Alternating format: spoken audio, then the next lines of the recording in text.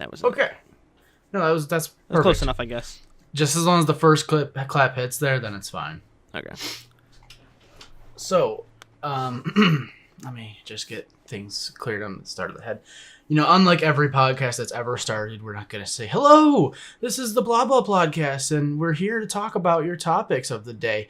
Let's just go straight into introducing. Who the hell are you, and why am I talking to you? I'm Jake. I'm a professional Just Destiny impersonator, and I talk about the internet crap. Oh, Jesus. See, Just Destiny, why would you want to impersonate that guy? Oh. Because it's so easy to meme. But, of all the people, it's like saying, oh, I can impersonate Leafy. Everyone can fucking do it. I've never understood that. Yeah. But it was topical. And it gave me an excuse to put tape all over my face to make the joke. Yeah, I will admit, tape face is fucking hysterical. I don't know how long I'm going to keep this. I'm having a hard time getting rid of this profile picture. Oh, man. See, I've always liked the tape gag. I think you got to keep working that angle. Yeah. But for the most part, tape face, I'm like, that's top. That's going to stick around. Is that painter's tape or is it just blue tape? I can't remember. It's either painters or masking. I think they're basically the same thing. I was going to say, because painter's tape wouldn't hurt taking that off, but masking tape? Well, it'll hurt where in certain areas, like the back of the neck. Oh. The hair there specifically, yeah, because it's not as, yeah. But I have green and I have blue. I bought green online since they don't sell it in stores, so that way I have green screen and blue screen tape. Oh, I mean that works easier, especially if you're outside. Then you can use the blue. Mm-hmm. But yeah, so I am Kyle, otherwise known as Balin, otherwise known as everything that the internet hates. So I've been doing YouTube for almost a decade, inactively. And I've worked with a lot of big fucking YouTubers, and a lot of them I hate because they don't know what the fuck they're doing. But for the most part, I've been really looking to start an actual talk show with somebody who actually isn't 16 years old and seems to care about the internet a little bit. Despite the fact that it might seem a little counterintuitive. It's like, oh yeah, we're adults and we talk about things that are happening on the internet like 12-year-olds. I think it's actually really intriguing, the shit that happens online and the just straight up comedy and memes that come from it. Yeah, the drama can get rough. Drama can suck, but there's the other aspects of it are so good. See, but I'm getting to like the drama when it's relevant because it ties into so much real life bullshit. And I can't talk to anyone I know in real life because they're just like, what are you talking about? Elon Musk laughing at a dead deer. I'm like, you didn't see it? That was so good. I got that image from my mom 3 days earlier. She saw it on Facebook. It's fucking hysterical. When you priceless. can tank a company's stock by smoking pot on a live stream, how can you not just say the internet is more entertaining than any bullshit you see on TV? Uh-huh. No, I can't help but love the internet, and I think I'm gonna be an 80-year-old man calling little kids to get the fuck off my lawn because I'm gonna be like, you little bastards don't know what I saw. I was there before they banned the internet. Oh man, Elon's Twitter. That even if they get rid of Twitter, they need to Elon needs to buy Twitter so that he can just keep his account running. Yeah, you could probably make that investment. Yeah, that dude could make an investment and say, you know what, Twitter, I realize how much money you're in the hole, and I realize that you keep, wanting to shoot yourself in the foot with, Joe Rogan interviews, and I'm just going to give you, $10 million. Give me a cut of Twitter. Oh, man. See, not to get too into it, but, I just love him basically saying, fuck the SEC. That's just so fucking gangster. Mm-hmm. Say what you want about Elon. I think he's got a lot of problems, but for the most part, him basically saying, hey, federal government, fuck you. Yeah. That's gangster. That's gangster as shit. Well, realistically, he could take his business anywhere he wants. He doesn't have to work out of Silicon Valley at this point. He could go anywhere he wants, and he'd be able to do it. I don't get why he doesn't. That's what's terrifying. I think it's just because everybody's there, so it is easier. But if he wanted to, because the government was being too restrictive or something, he could take it wherever he freaking wanted. See, I'm just if you have these ideas for these cars, it's manufacturing jobs. Obviously, you're outsourcing it. There's a lot of stuff going on with that lithium ion stuff. But why don't you just basically do what Amazon's doing and just go, all right, we're going to move our plant to some state. Who's going to give us the biggest fucking dick sucking? Like, somebody bend over. We want benefits. And that's kind of just a royal fuck you back to the government. Yeah, I mean, look at what Amazon's doing. They're moving all over the place. Well, like, Amazon's just straight up saying, give us the best deal, and maybe we'll move there. Like, straight up, like, if Elon Musk was like, okay, we're going to move Tesla, SpaceX, and fuck it, we're starting a new business tomorrow, into somebody who can give us the best break, I can guarantee you a few states would be sitting there trying to throw offers his way. Yeah. Oh, yeah. Especially because you never know what he's going to do. Yeah. I mean, look at all the different things Tesla's done besides just the cars. I mean, I'm really excited for the Model 3, but, I mean, $35,000 is still kind of up there. Yeah, that's like low-end truck or SUV probably. Maybe mid-grade. Yeah. It's definitely not high-end, but it's definitely like that's the high end of consumer grade. Yeah, well, they're trying to sell it as being like for mainstream consumers. That's their big selling point. That's as close as they can get right now, price-wise. But they're still working their way down. I mean, it's still the cheapest one they've had so far. But, you know, sucking Elon's dick aside, because everyone does that. Sorry, I wasn't done yet. No, I'm like, why do... I love watching Thunderfoot videos because it's just straight up like, yeah, Elon's full of shit, but he is smart in the marketing department, and then he's just full of memes, and I'm just sucking on them for life force at this point. So, but, you know... Joe Rogan was the big first one I wanted to talk about, and for the most part, I thought that interview was actually pretty good.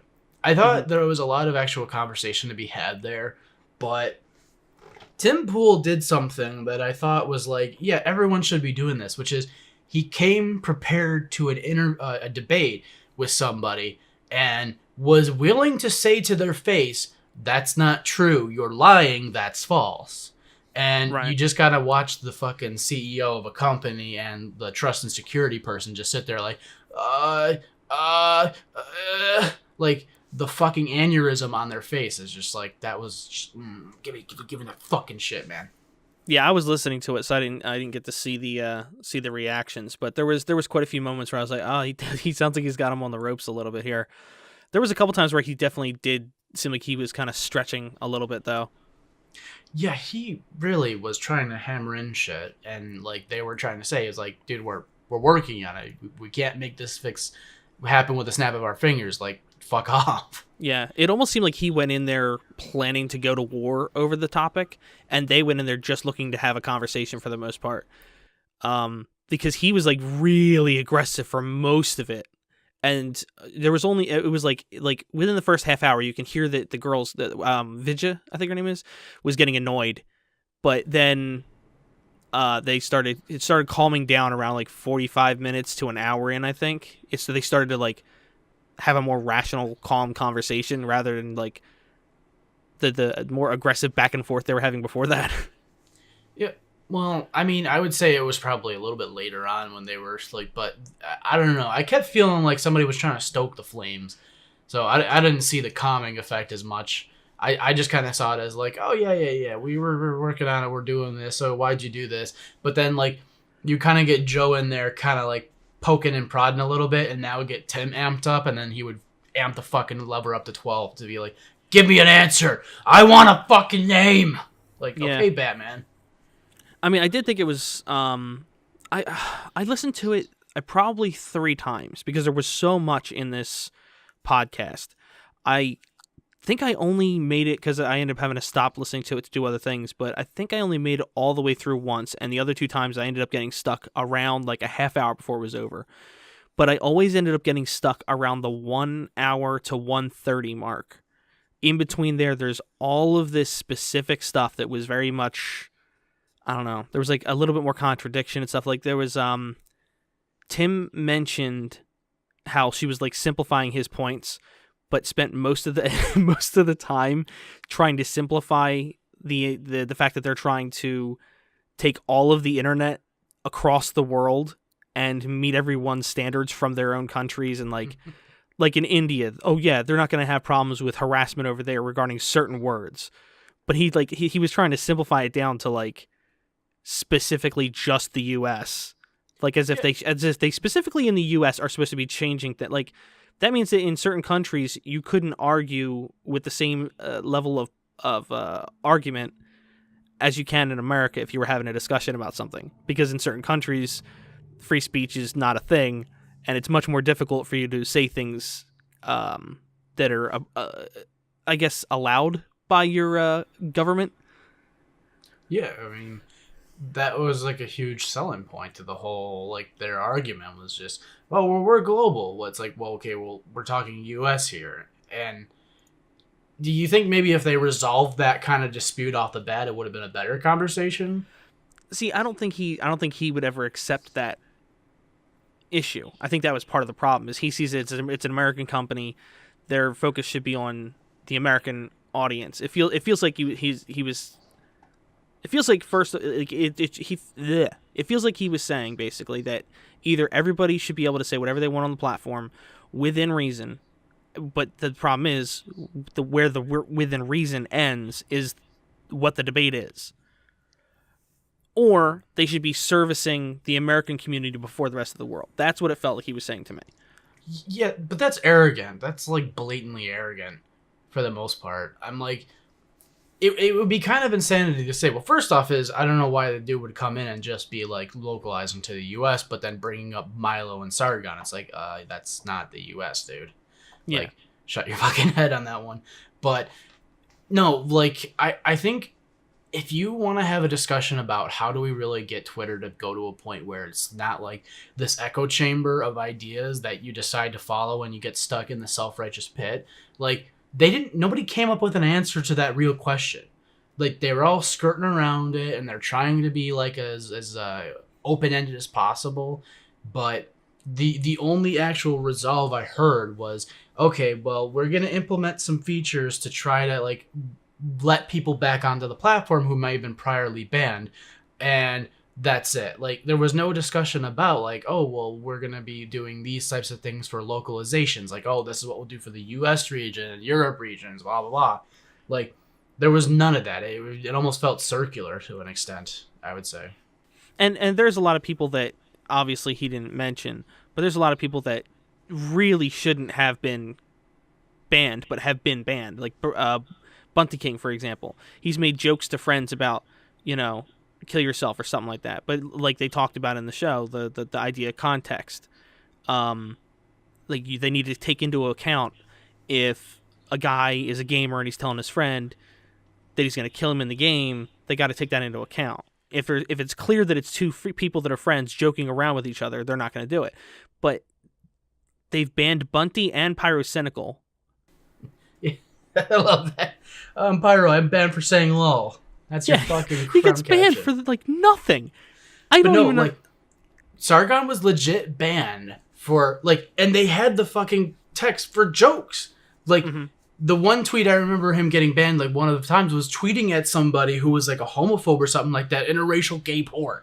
Yeah. I'm like, do you not understand the context there? And you were quoting it in your fucking articles and shit like that. There was context there. Why the fuck are you giving him shit about, oh, we need to realize context? You just said something that had no fucking context. Yeah. Yeah, that was one thing that did piss me off, is specifically the tweets that they mentioned. I'd say probably 50% of the ones that they mentioned were evidence for getting somebody banned were that like they sounded like the context was taken out. Yeah. Like, because it didn't make any sense without whatever was prior to that tweet. So there were replies to things, but they didn't go into what the context was. And I will give them credit for the fact that they said that they're not sure like how they were evaluated at the time. They just know that that's what happened.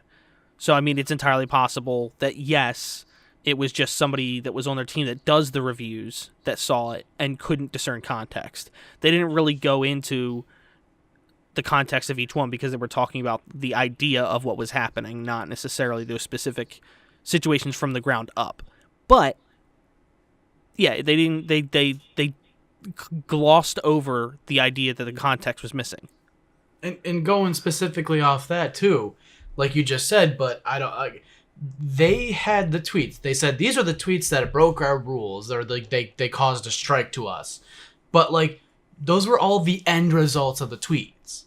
They're not taking into consideration the fucking 13 ones that happened before then. It's like you realize there's some escalation that happens when you're arguing with somebody. And I got banned on Twitter. Well, I got suspended on Twitter because I was tweeting at somebody that I'd be willing to fuck him in the ass. Like it was a dude who was just like the straight up dumbest dude I talked to. But like there was a bunch of like levels to there. It was this guy wouldn't just shut the fuck up and realize that I'm fucking with him. So I just went crazier and crazier to the point where I'm like, all right, if you say you give me consent, I will have consensual sex with you. I got fucking suspended.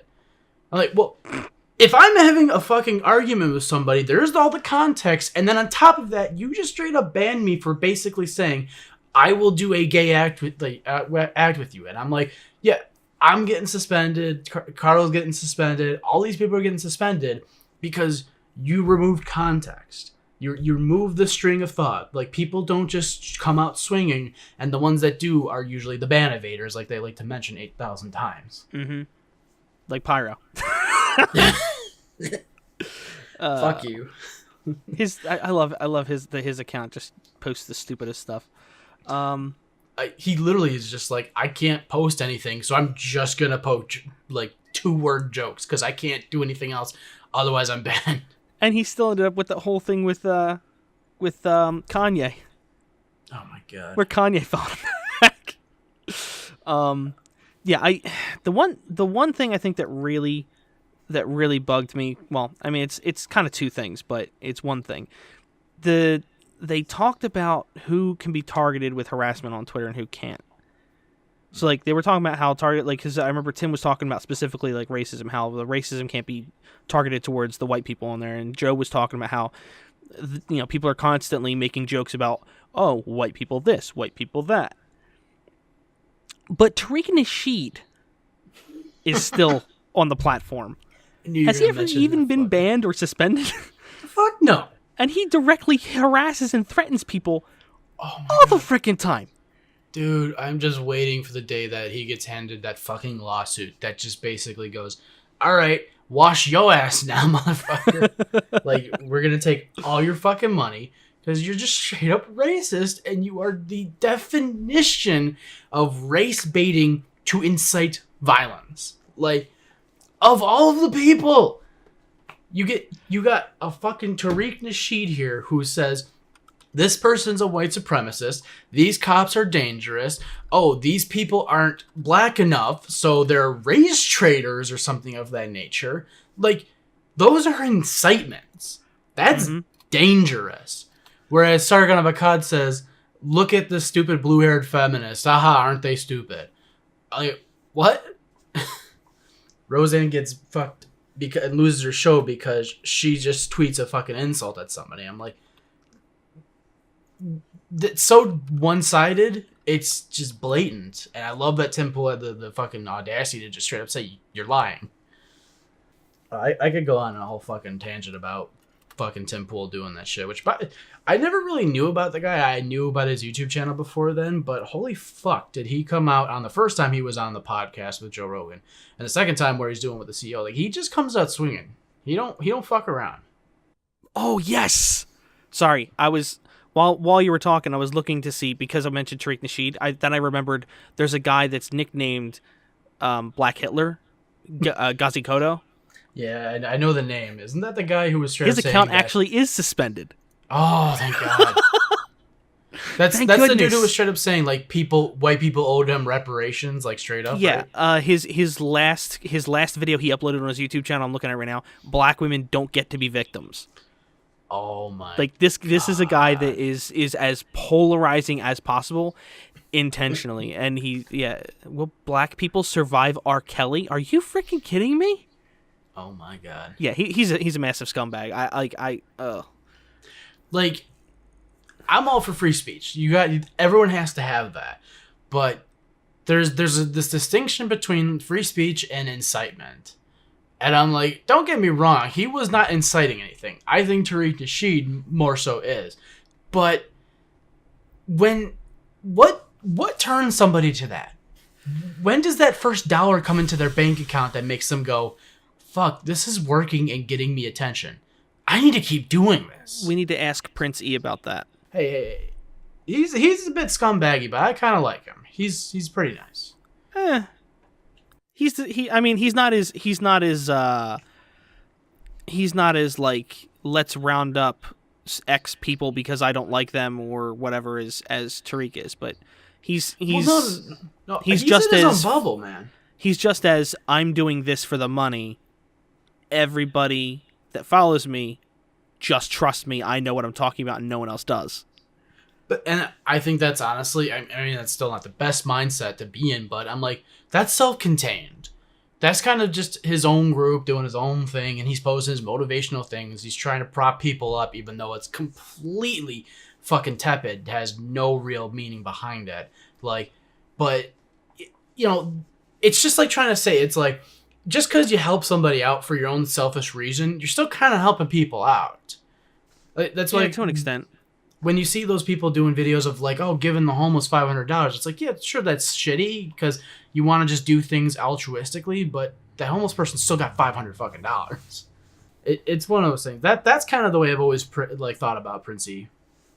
That's yeah. I mean, he's definitely had his moments where he's been better than others, but I don't know. I guess I kind of took us off topic there, but yeah, like I just meant because he's done like similar thing where he's clearly not into it for the art of it or for the activism of it. He's clearly into it because of the notoriety and money. Oh man, I don't know why he stopped rapping.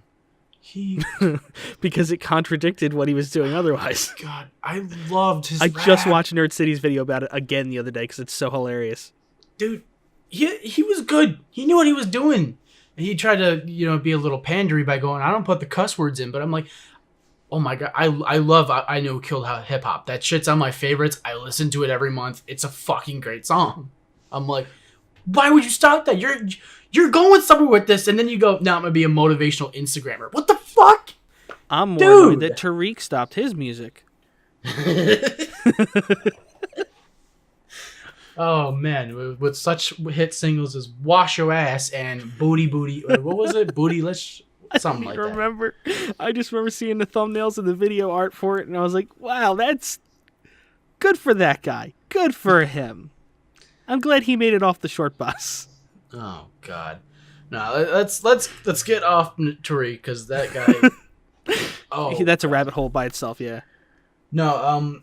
So I saw this yesterday. I don't know if you know anything about it with StreamMe getting shut down. Do you know anything about that or the story behind don't it? follow. I never used StreamMe. I've never really been very good at live streaming, so I never bothered learning about streaming because I just did Twitch and a little bit of Hitbox one time or something, and a little bit on YouTube. That was it. Never really messed with any other ones.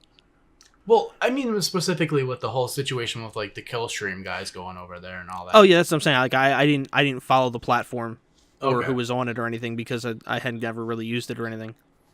Well, so I got an interesting story in here which I kind of left it out just specifically to talk about it here. So I kind of had a big hand in StreamMe during the early days, kind of to the point where I was the one who got Keemstar on that site. But like, here's the thing. StreamMe is a weird case. I don't think it just shut down because the whole the theory that the owners are getting like DDoSed or doxed and all that crap. Don't get me wrong. I think that's definitely a part of it, but people don't seem to realize that company's been going for a couple of years, and I was involved in like when they were first in beta, and that company has not been able to turn viewers on it for a while. Like, I think they've been operating for slightly over 4 years now, maybe more. And you got to think, like, when I was trying to find their, like, heyday points, they never had more than 5,000 viewers when Keem was streaming on it. And they were streaming, like, these CSGO tournaments, and those would only get, like, 1,000, 2,000 viewers. Like, those weren't doing good. So, I think that company really was just kind of having a problem struggling financially to find its foothold. But that also lead me to kind of wonder is like, why are all these other streaming websites kind of popping up, and how come StreamMe couldn't find their foothold after like 4 or 5 years of doing this? So like, if you get somebody like Ethan Ralph and like the whole or whoever the fuck it was Killstream guys on there, you get that toxic environment.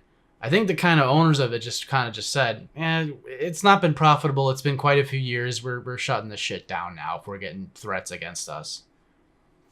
But that also led me to believe, how many threats do you think somebody really has to get for them to take down something like that? Because have you seen any of the stuff about like the quartering and losing his sponsors and the Captain Marvel outrage? No, I actually I follow a lot of people that talk about the same stuff as the quartering, and I find him to be a little bit more boring, so I don't really pay attention to his in particular. But what I specifically reference to that is that, like, there's this kind of thing with outrage mobs that's happening right now, that it's like, oh, we got 4 tweets that are saying that people aren't happy with what we're doing, shut it down. Mm-hmm. So it kind of ties in, and I'm wondering, Stream Me, how many threats did they have? How many people were calling them? If they were in the first place, how many people did it take for that to shut down? How many people called or tweeted at the trade coffee, whatever the fuck it was called? And the Quartering did some analysis, and he found that it was 3 people. 3 people tweeted at this coffee brand telling them to cut their sponsorship with the Quartering. And then that just kind of leads down this giant rabbit hole, which is kind of why I'm tying it back with Streamy, is where is the spine on these companies or these people? Like, see, I heard somebody earlier today, I can't remember who it was, but I heard somebody in a video earlier today saying that the owners decided to shut it down because it wasn't profitable. I don't know. I mean, you never really hear about Stream Me. You hear about Twitch and you hear about Periscope and all these other ones, but Stream Me is so offbeat now. It's almost like Vimeo. Like, it's there, but you never really think about it until somebody brings it up. Exactly. So I kind of wonder if maybe that's all it really was. It's just there wasn't enough profit left in it. Well, like I said, I was working with that company when they were in early stage inception. Like, I was probably on the site when they were like first month beta launched. And that was like 4 or 5 years ago. And if you can't find any type of market and that long, chances are, you're probably going to just not... You're going to have dumped enough money into server costs that it's just not worthwhile anymore. Which sucks because that website was really well made. It had potential. They just... I don't know the fuck they couldn't... They couldn't just keep throwing money at it and it just wasn't going to fucking turn a profit. Like, those CSGO tournaments they used to do were like $5,000, $10,000 prize pools. And I think that's kind of just evidence, more proof that, like, throwing money at something just won't make it successful. It might help, but it just won't make it the thing that gets you successful. Yeah. If that were the case, Amazon could do that with Twitch, I think. Yeah, a lot of people... I've seen a lot of people act like Twitch and YouTube are the only real platforms for uploading and streaming. But then it's like, well, there's still Facebook. So that's, like, heavily used by a lot of people, so... They could, people like those guys could probably go there and at least last a little while. But Stream Me is so much less in the public eye than Facebook or Instagram, where you could also do a live stream too. Like, there's a bunch of different mobile platforms even where they're much higher in, like, circulatory conversation online that I just have a hard time believing that it's anything like sketchy. It definitely just seems to me like Streamy has kind of like outlived its usefulness, basically. Yeah, see, that's the thing though. I'd have to disagree with Facebook. I'm like, that website has cannibalized its own users and its group pages to the point where I don't think anybody actually wants to fucking exist on those websites. Because, like, unless you're those big-ass Dude Perfects or stealing content channels or pages or whatever, like, how can you justify basically going, oh, great, your group page has 1,000 followers. We're going to push notifications to 40 of them unless you pay us. Yeah. Like, they're self-cannibalizing on that front. I think a lot of times the creators in question are polarizing, so that's part of the problem. I mean, if you can't get noticed on there, you kind of have to do something that gets you noticed. So with most people and most things that happen on the internet now, they say, "This is my group. We're Group A. Fuck Group B. You want to be on Group A because we're Group A." And that's just kind of the way that most of these people are existing now, I think. Yeah. So, like, my argument just comes down to is, like, if you really want to get noticed, especially on something like Facebook, what do? Do you just make the happy feel-good content? No, you need a shitload of money and eyeballs to really get that successful. So if you want to make a page that's going to do something, what do? You do viral hit clips, or you do fucking boomer memes showing how awesome Daddy Vladimir is. And it's like, or like that. Well, that's what it feels like. I'm like, I don't go on Facebook. I don't know anybody except for my fucking parents who go on Facebook. I wish I had like the free time to actually just make parody videos. I could probably make some good parody videos of those stupid like how-to channels that are on Facebook. Like, just make a bunch of channels where like you completely show how not to do something, but then you put it in the oven, and then when you pull it out, all of a sudden it's done. But that's not how to do it whatsoever. I mean, that's been one of my favorite fucking genres. Nobody does it anymore. Oh man. No, that's like how Do Basic was so successful. It's like you game the system. People get a little pissy, but then you start to get like a recognition for being that channel or that page or whatever. Yeah, with his kind of stuff in particular, it's so oddball and so off the wall weird that it just like after like it's going to take forever to find an audience, but once it finds the audience is going to be like, it's going to be like a magnet to that audience. They're going to find it so fast because they're all sharing it together. Oh fuck yeah. Like, without a doubt. Yeah, like, everyone wants to go viral marketing. Oh, go viral, go viral, go viral. It's like, no. You just got to find something that cultivates these fucking, what you call weirdos or degenerates. Just take them, cultivate them. Just make them, like, get, like, a small following, like 10,000, 15,000, like, and grow that. And then just unleash them on the world. That's how you just do, like, this fucking plague storm, and you get a Leafy where it's just like, who's this person? Why are there 100,000 comments on my video saying hiss? Like, it's smart. It's really fucking smart, and it's brilliant to do that. I think how Do Basic did it was a little different, but like, I don't know. Just a bunch of egg emojis. No, like, I want to see him do how to do a commentary video.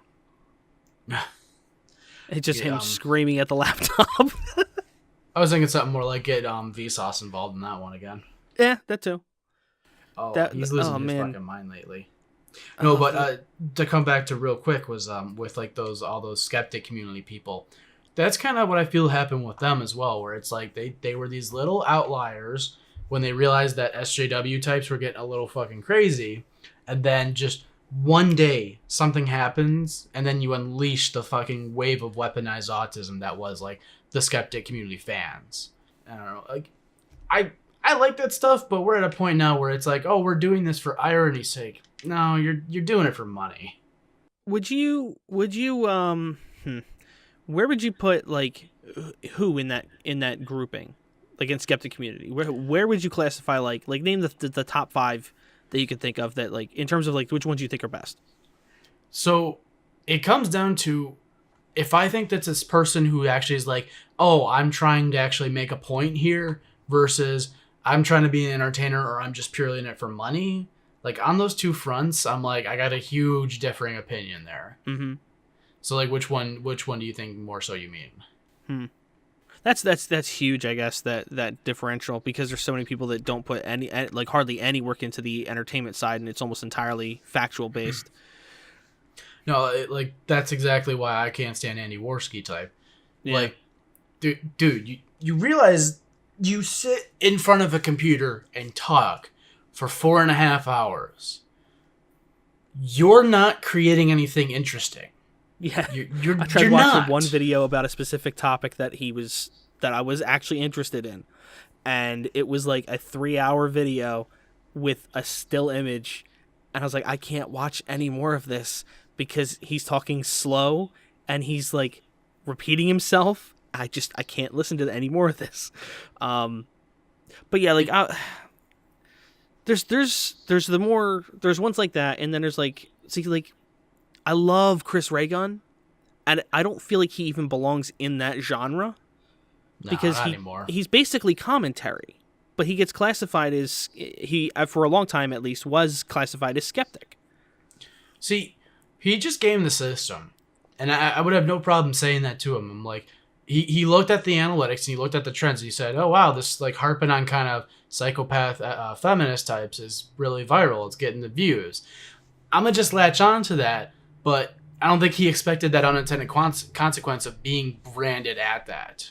And that's one of the things that some of these people fall into the hole of is like, oh, I put my eggs in this basket and I didn't know that I was gonna get branded that. Because like any YouTuber who's kind of a vet will tell you, it's like once you're kind of known for doing something, that's kind of the death of your channel. You don't really get as much creativity permissions as now. Yeah, it's really hard to pivot once you grow a lot. Like that's one thing. Like Wavy Web Surf. I don't know if you're familiar with him or not. Yeah, but he's very specifically branded into one thing now, and I'm wondering what's going to happen when he gets tired of doing that one thing. Yeah, I have no idea with him. Like, because he used to do actual commentary stuff, and now it's basically just reading off of Wikipedia of a thing that happened. So I mean. No, nothing against it. I enjoy the content, but see, I feel like he would be good because I'm like, okay, let me put it this way: I can listen to him or Justin Wang or Carl Smallwood or even like Count Dankula. And who do I pick out of the most of them? I like Dankula because he throws in some commentary. He throws in some kind of jokes. He knows how to kind of craft a joke because he's a fucking comedian. I think he's got the most personality out of them too. Yeah, 100%. And that's what I'm just sitting here like, Wang and fucking Wavy, just put that in there. Put some of your fucking personality in there. We know you got it. God damn. Make a joke. Raise your voice. Instead, they're always monotone and it's kind of like bland. Like they almost sound like they're bored themselves. And I don't get that. I'm like, I like the video. I'm just sitting there listening to the story. I'm like, but I'm sitting there and I'm like, God, this would be viral and really good if you just add your fucking personality. Like I actually like if you see Wang doing anything else like collaborations and stuff, dude's funny. He's like good dry humor, but when he's actually doing his videos, it doesn't come through. And I mean, I really wish I could watch his content and enjoy it because I know everybody else does, but I think a big problem is I'm not a Reddit user. I have a Reddit and I've used it a couple times, but I can't get into Reddit. Can I just go on record for now and just say it? Fuck Reddit and everything YouTube Reddit related. I'm fucking tired of a website that was pretty good that had a kind of like, oh, we're like niche old guys, kind of like the like 1990s internet users. That's what it started off as, and then it became, oh, look how fucking ironic we are. Let's sit and jerk ourselves off in our little communities. Do something. God, I like specifically hate YouTuber Redditors because, dude, there's no inspiration to Reddit like groups. The inspiration is we found one topic or one thing and we congregate around that. That's great for finding people who have like-minded topics, like-minded things to do. You can't make a fucking YouTube channel around that interesting. You are the most boring people out there. They do grow though. But how? Who is sitting there like, how did Jake Paul grow? How did Ryan's toys grow? Well, I guess that one's not necessarily a big question. Well, but like, I'll give you how Jake Paul grew. Jake Paul grew because he knew how to make stupid, quick comedy that kept the ADHD attention. Mm-hmm. For example, Ryan Toy's review gamed the SEO system and appealed to kids. I'm like, these are simple things. Reddit gaming is, we have congregated mass audience in one thing. This was a huge scandal going on with the League of Legends YouTubers, was that when you find people who group and congregate to one area, they tend to want to stay in that group. So what they did was they go, all right, we're going to get like 17 of us and put ourselves in a Skype group, and we're just going to like our own shit. Because the 17 of us can game the system enough to make the 100,000 million followers in the subreddit follow us. And that's all this is. And that's part of the reason I think a big part of it also might be that because I think it's almost like when you're sitting on the couch with a friend, like the kids now are they'll like sit on the couch next to each other with their phones, scrolling through their feeds, sharing funny things they see. I've even done it with my wife, and I can't tell you how many times I've sat there scrolling through my Twitter feed or something, and she shows me something. I'm like, oh yeah, I saw that earlier, and we just laugh at it together. I think a lot of it is kind of like how people originally rationalized gaming channels. It's like you're watching somebody else experience something you like, and you're seeing them react to it. It's like, yeah, I love this part. I think that's part of it. I think part of it is that it's the relatability of it. Like I like this Reddit. I like this subreddit as well. I want to see them react to the same stuff I reacted to. That kind of thing. I want to see how they reacted to this meme. I'll be honest, I'm like, I actually never thought of it that way. But that actually pisses me off more. Yeah. Because then it turns even more basic, right? How fucking low IQ do you have to be? Fuck! At least with like gaming and stuff, there was like levels to it. Whereas with the Reddit stuff, it's mostly just reading a Reddit post, chuckle a little, read a Reddit post, chuckle a little again. Oh my god. Like, where's the value in being like, guys, my house, Saturday, I got a fucking movie to show you, or I got like a 20-minute video I found. We're all coming over, we're watching this stupid shit, kick back, fucking smoke some pot and play a video game. No, it's funny, share my Twitter back to jerking off. They took away split screen, so it's kind of hard to do that now. I've always wondered, really, how many people need to play the newest games, the newest consoles? It's mostly kids. And I'm like, yeah, that's kind of why Reddit has that appeal, is because it's appealing to younger people. But if you're an adult, like, for the most part, I mean, I'd still play on the Xbox 360 most of my shit. I'd still play on the original Xbox if I had them. And that shit's cheap. Like, cheap fun is insanely easy to do when you're an adult. It's like only kids who are like, I gotta play the new Call of Duty on my 4 Xbox system layout with the individual screens. It's like nobody has the money or the time for that. Mm-hmm. Like I remember, I was 20. I was 20, but I didn't have a great job. So I still don't have a great job, but I had a really bad job, and I saw people playing Minecraft. I was like, huh. That'd be kind of cool to have a server. I can never afford that. And then like 3 years later, I'm like, wow, that was way cheaper than I thought. Yeah. No, fucking Minecraft. Oh my god. It was that's what I like to call the pinnacle of entertainment. Hey, you and your 6 friends, whenever you want, can kind of just hop on. Or if one of them wants to be on and none of you are on, y'all can just kind of have fun. That's pinnacle. Like, friendship. And the diversity. Like, you had so much you could do with it, too. Yeah. I still got a fucking Minecraft mod. I'm like, would have made a shitload of money if somebody wanted to fucking develop it. God damn. I had a chance to actually make a profitable Minecraft server, and I kept fucking squandering it because I'm a retard. Like, straight up, like, my brain don't function goodly. But, like, I was streaming on YouTube, and I was getting, like, this was, like, brand new YouTube streaming, like, not even a year into this. And every time I posted a Minecraft server video, it would get thousands of views. And this is while, like, Captain Sparkles and Sky Does Minecraft and all these are still going strong and making tons and tons of views. You could have made a fucking full-time job amount of income just running a small little server. Yeah. That's insanity. Mm-hmm. That's like saying I built a hot dog car stand out of plywood and somehow I'm making a living doing this. Like, what? Didn't they? I think they ended up kind of like nuking the whole ability to really make serious money off of that at one point, didn't they? Because there was too many, like, it became too It became abusive, yeah. They were letting too many people. There was too many people just basically being like, my kid's moronic and I'm a bad parent, and they spent $1,000 on a Minecraft server getting power-ups. So since I can't admit I'm a bad parent, can you stop this? And they're like, yeah, I guess we'll have to do it because you suck I think at it was being like an adult. mostly like tiered system where like you pay for a month subscription or whatever of this class, so you get special armor on the server. Yeah, it was so bad. Most of those servers were not good anyway because they were like all glitchy and laggy. Yeah.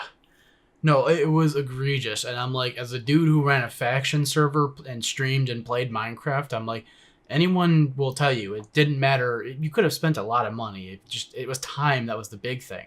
The people who were like intentionally trying to fuck you by basically saying, "Oh well, if we want to give you this diamond sword with 5 enchantments on it, you got to pay us." Those ones really didn't see that many people who were smart people on there.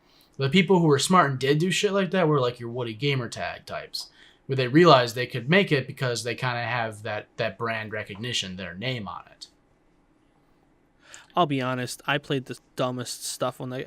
I'm a weird guy because I wouldn't say I'm an idiot. I know I have my moments, but I played Prisons. I never got into those. That's just it. It's basically you sit there and just mine in a circle. It was the dumbest thing. So but I 3D still RuneScape? played it. It was so mind-numbingly stupid. But I would sit there and play it. Because I felt like, oh, I've never gotten this many diamonds before. Like, it was so dumb. But I really sat there and played. I played way too much Minecraft back in the day. I really wish that it was like all these other consoles and stuff where like you can look at your account and see how long you played a game or whatever. Yeah. I wish I could look and see how much time I've spent in Minecraft over the last however long it's been that I've had an account. I don't understand why games don't do that by default. I'm like, they really should. I think it's like, I think if the game had come out today, it would definitely have it, especially because like, for parents, since the game is very clearly more of a child's game than it is, an adult's game. Yeah, I don't know. I mean, I'll be honest. I still load it up every once in a while just because I'm bored. See if any of my friends are playing on the servers that they play on still. No, I abandoned that shit like a fucking hotcake because streaming it for 2 years straight on faction servers, trying to be a good PvP player and realizing you're garbage, kind of makes you want to kill somebody. Yeah. Yeah, the kind of stuff I do, like as a hobby and all, it requires so much mental like gymnastics that I have to actually play something mind-numbing or sit down and watch something really stupid to unwind and take my mind off of it. No, my one buddy, you know what UHC is or no? Mm-hmm. Yeah. Like that's all he did, and I'm like, he did that for 3-4 years, and then he makes like a video saying, "I'm kind of burnt out on UHC," and people are like, "What the fuck? What do you mean you're burnt out after playing the same shit for 4.5 years?" It's like, yeah, my brain can't handle this monotony. Oh my word. Well, monotony, but oh god, that's like kind of what I did with Fortnite. I'm like, I'm gonna just invest a shitload of time, and I would still be doing that if my computer did not decide to take a shit on me. I just couldn't get into it. The bullet mechanics and everything sucked for me. Ah. Like, No. I had a sniper, and I'll take a shot, and then I could see it drop, like, 20 yards out? It's like, this is a sniper. It can zoom in all the way across this ravine, but why can't the bullet make it halfway across the ravine? See, here's the big thing with Fortnite. All you had to do is learn how to be awesome with the pistol, and then you're good. Mm-hmm. Like, when people try to pick true. up a sniper, or they try to pick up the shotgun and try to be like a build master, they're wrong. You're always going to be wrong on that end. You take the weakest fucking item in that game, master it, and the rest of it's easy. Because nothing can shit at you at that point. When you're like, I can literally destroy you with the weakest thing in this game. Fuck off. Well, I specify the sniper rifle because that's the one where you could actually zoom in and see how the bullets flew. The other guns, it wasn't as obvious. It wasn't as, there was not as much of a trail when you shot. Well, none of the guns had the drop bullet off. accuracy, it was just like, it was almost like it wasn't a shooting game. Oh. The focus was clearly on building and other things. So if I play a game like that where like a big part of it is shooting at people, I want the accuracy to be there. But from my experience, the bullet accuracy was just terrible. So I can't stand it. Among the other things, like the whole meme side of it, which just annoys the crap out of me. Every time I see that same video circulating of kids having a dance battle in the break room at school, I want to... I'm going to censor myself. I want to... that's it. I want to that's it myself. No, I saw a fucking tweet. I think it was from Oni, who was like, okay, you motherfuckers need to stop being on your high horse because we're laughing at these kids having a dance-off party. We do the same fucking shit, and we get laughed at relentlessly. Let us fucking laugh at it. It's goofy. It's silly. It's weird. Is anybody sitting there and saying, oh, these kids should stop having fun, fuck them for having fun? No! It's like, oh my god, you dare make fun of a person who's doing that? Yes, because it's funny.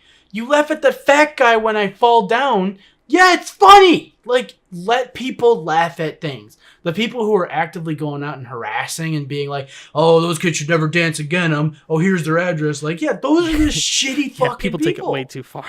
Like, those are the ones that you just like, yeah. You're going to do some stupid ass shit like doxing kids. We're going to fucking dox you. Yeah, eye for an eye. But we're laughing at them. It's weird. It's fucking weird to have a teacher look at their 6-year-old students and say, who likes Fortnite? And see a bunch of fucking 9-year-olds and 6-year-olds come up and floss on a teacher. It's so cringy. Yeah.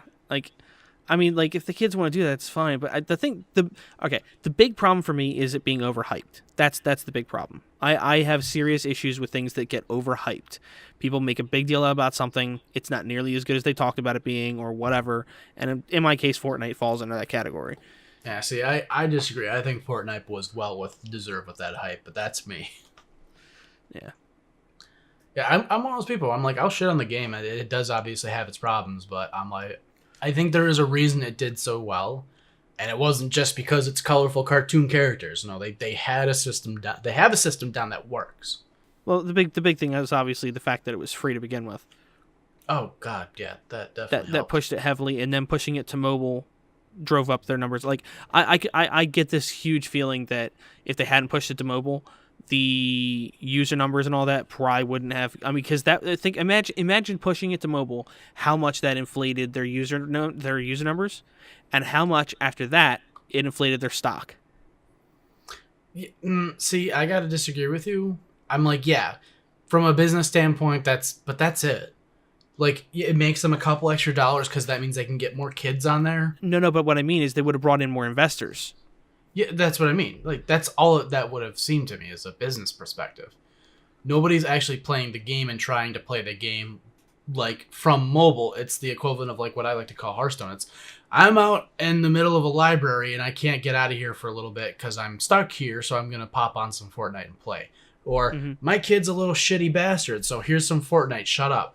Shut up, little Tommy. We can't have your autism ruining this meal right now. But I mean, I think didn't they go to mobile before they went to PlayStation and Xbox? Or no, I'm wrong. I'm wrong. Yeah, the other way around. Because they had the main game on those already before that. Never mind. I had my timeline screwed up. No, for the most part, that's something we gotta disagree on. I'm like, I think Fortnite, they've done everything right. The supported creator program is probably the most revolutionary thing they fucking possibly could have done. That's helped. I will say that. I will say that's a nice thing that they've done because the creators really kind of have made that game. I think they had a core concept of the game, like the main Save the World game, and they said, well, this is kind of a game that's time has already passed. Like, it's already had its prime. So we're going to just kind of adapt what we already have into Battle Royale, the new genre. And it was made by a team of people who know how to make a fucking video game, as opposed to BioWare. What the fuck is that? Yeah. I'm like... Yeah, talk about an epic pivot. I'm going to go, that's it myself. No, I'm like, for the most part, I think you just had a team who wanted to make a good game. They took a shot in the dark with the Battle Royale, but because the main team had developed such a solid concrete base for the Battle Royale, they took it and they said, all right, let's cultivate this and let's actually put some fucking energy towards growing this organically, not just trying to like milk the train of like Battle Royale trends. No, let's actually try to like make this its own standalone, and it just fucking decimated PlayerUnknown. Yeah. I think, well, I actually preferred PlayerUnknown, but I don't know if that's because I had more friends that played it, so I had more time that I wasn't playing by myself. Most of the time I was playing Fortnite, I was trying to play it by myself. Well, no specific so I know that, like regard towards that, but like PlayerUnknown just didn't have, they didn't put the effort into the content. That's why it took such a huge loss. Is they didn't sit there and say, okay, we need to put every dollar we're getting into fixing this game. They just didn't do that. Right, but like I said, I prefer the shooting aspect of it, whereas Fortnite doesn't feel like it delivers on the shooting aspect as much as it delivers on all the other stuff. Oh yeah, but like so what I'm saying like is, for me, PUBG delivered the experience I was looking for, just not as well as Fortnite delivered the experience they were trying to deliver. Yeah, like, but that's a big thing that affects how the actual, like, your new players are going to actually try and stick with the game. Is the dev team fixing things that are problems with this game? Is this game fun? Is obviously the number one thing.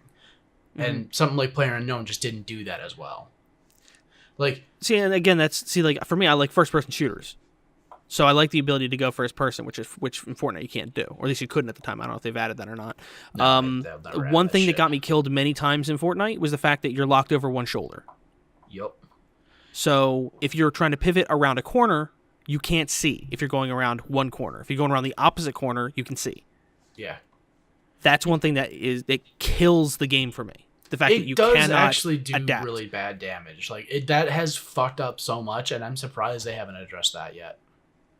But yeah, that's another thing that's really pushed me away from that game. There's very core elements, very small but core elements of PUBG that gets right, that they have made sure not to break.